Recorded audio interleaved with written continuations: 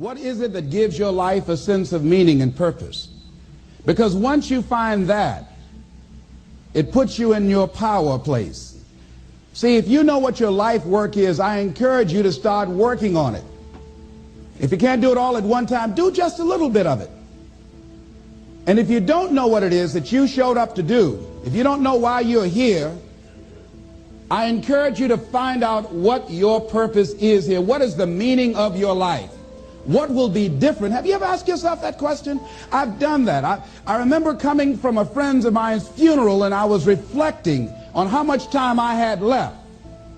And I went for a walk in a park thinking about this guy whose life was so promising. And I mean, he wasn't an old guy. He was quite young, in fact.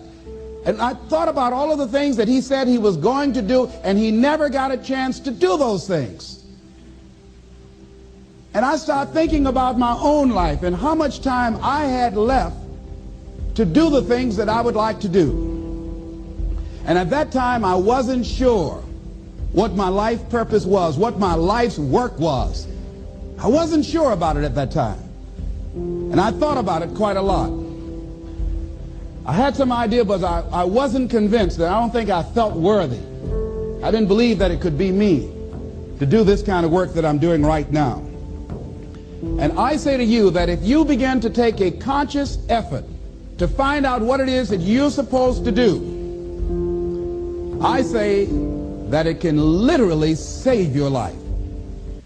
I said that it can literally save your life. 85% of the American public, according to recent studies, are going to jobs that they hate, working on jobs that do not challenge them.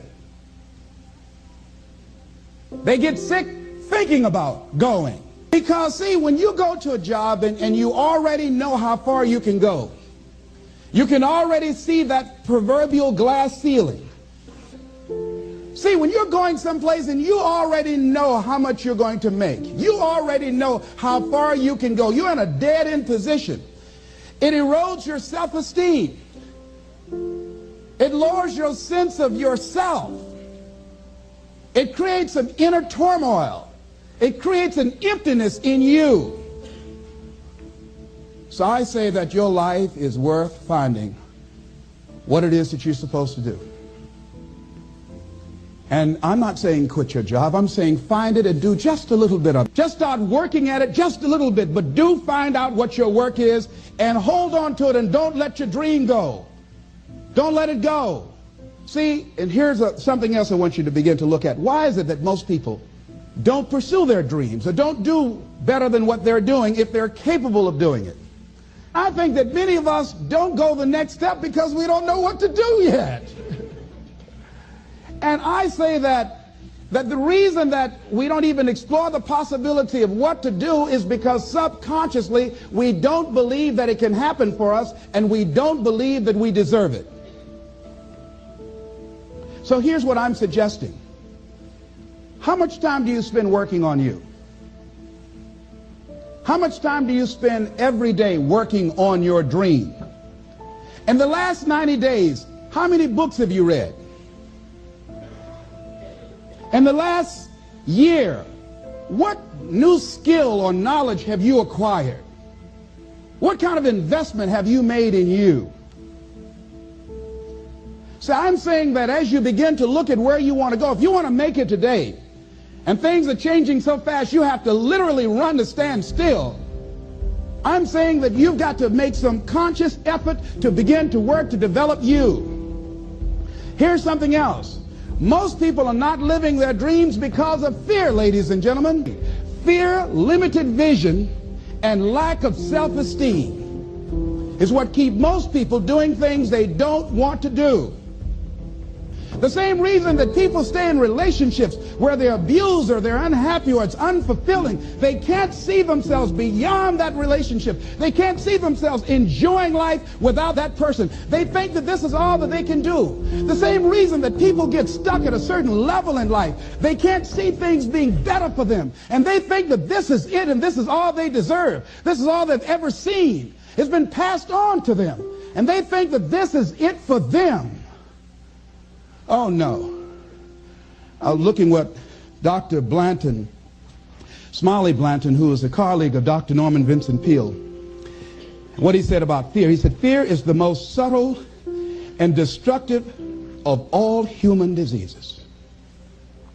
Ladies and gentlemen, fear kills dreams. Fear kills hope. Fear put people in the hospital. Fear can age you. Fear, ladies and gentlemen, can hold you back from doing something that you know within yourself that you're capable of doing, but it will paralyze you. And it seemed like you're in a hypnotic spell. And I ask you a question, what is the benefit? What's the benefit of allowing fear to hold you back? What's the benefit of giving up on yourself, of not stepping out on life and taking life on? What is the benefit for you? What's the plus in that? It's one of the things I had to ask myself. So I didn't want to make any mistakes. I wanted everybody to like me. I wanted to be perfect the first time I did something. It's not going to happen. You're going to make some mistakes. You're going to hurt some folks' feelings. You're going to create some enemies whenever you decide that you want to begin to take life on. You've got to ask yourself, how long am I going to allow this to hold me back? I like what Zig Ziglar says. He said, fear is false evidence appearing real. That is an illusion that we create in our mind. It is a state of mind that can be changed. So let's look at how we can begin to take some steps to restructure that fear, to begin to expand our visions of ourselves, to begin to increase our self-esteem. Webster said that self-esteem means confidence and satisfaction in oneself. Look at your life right now. Whatever you've done up to this point in time, your life is working. Whatever you have produced, it came out of you as a result of the kind of person that you have become. It's a result of your choices. It's a result of your consciousness. Now you have to ask yourself, are you satisfied with what you have produced? Is this what you want? Would you like for things to be better than this? Do you believe that you deserve better than this? Or are you content? This is it. You don't have to do anything else. That you already resign yourself in life and say, well, I'm happy. I'm not starving like the people in Calcutta. Are you allowing yourself to get off the hook like that? Or do you believe somewhere in the back of your mind or in your heart that there's some other great work for you to do? There's something else that life has for you. And that's why you're here. How do we handle this fear factor? How do we increase our self-esteem? You have to begin to fortify yourself. How do we do that? I believe that you have to begin to consciously monitor your inner conversation and start talking to yourself. Start building yourself up. Sometimes the only good things you will hear about you are the things that you say to you. So I'm saying learn to be your own booster. Start building yourself up. Start encouraging yourself. Start saying, I can do this. I can make this happen. When I started thinking about becoming a speaker, I said, yes, I can do this. I can make this happen. When I start trying to convince myself I can be a businessman after flopping and failing and losing thousands of dollars and feeling stupid and dumb and having people take advantage of me because of what I didn't know, I had to talk to myself because people were saying to me that I was dumb. And somewhere in the back of my mind I was saying, you're right, look at what I've done. I had to say, no, Les. Hey, come on, man, get yourself together. You can handle this, you just haven't figured it out yet. It's all right. This is your training period. This is the tuition you have to pay for what you don't know. You can do this. Other people have done it. It doesn't take an Einstein. Get you some people that can teach you some stuff that you don't know. Get you some people that have done it successfully and learn from them. Take some seminars, workshops, read some books on how to manage a business. Change the way you see yourself and begin to tend to the personal details. Understand that nobody's going to take care of your business better than you. And when I start changing that kind of mindset of beating myself up because of my mistakes and start looking at the possibility of my doing better, of my making the adjustment that would enable me to do what I want to do successfully, things begin to change. And I say, stop beating up on yourself. You do it. I know you do it. I've done it. It's a natural inclination for us to put ourselves down. See, we are born negative, I think, in a negative consciousness because we live in a negative world. Here's some other things, ladies and gentlemen. Begin to guard your mind against negative programming, like turn off the television. Don't watch the news. So you've got to guard the kinds of things that you put in your mind. See, if you don't program your mind will be programmed, because human beings are goal-oriented. That's why we die of broken hearts early. That's why we're running through life to early graves. We're going through life, ladies and gentlemen, and I think that Henry David Thoreau said that most men live in quiet desperation. Most of us go through life running scared. So we created this in our minds, false evidence appearing real. We made it real in our minds. That's why Churchill said there's nothing to fear but fear itself. That's the destructive monster. So turn off things that can contribute to your fear. Turn a deaf ear to people that all they can do is talk about how negative things are, because they have bought into the consciousness of the world.